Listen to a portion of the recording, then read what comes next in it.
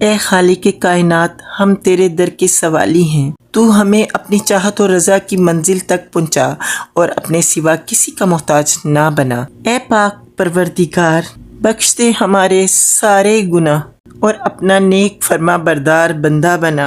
ہم جانتے ہیں ہم خطا کار ہیں، پر تو بڑا رحمان و رحیم ہے، ہم تجھ سے معافی کے طلبگار ہیں۔ ہمیں یقین ہے تو ہمیں معاف کر دے گا۔ جو تیرے پسندیدہ بندے ہیں ان میں ہمیں بھی شامل فرما۔ تجھے واسطہ ہے نبی پاک صلی اللہ علیہ وآلہ وسلم کا، اور تجھے واسطہ ہے حضرت بی بی فاطمہ الزہرا رضی اللہ عنہا کا، حضرت علی کا اور حسن حسین کا۔ یہ ہیں ہمارے پنجتن پاک، ان کا واسطہ دیتے ہیں۔ کربلا میں جتنے بھی شہید ہوئے ان کا واسطہ دیتے ہیں۔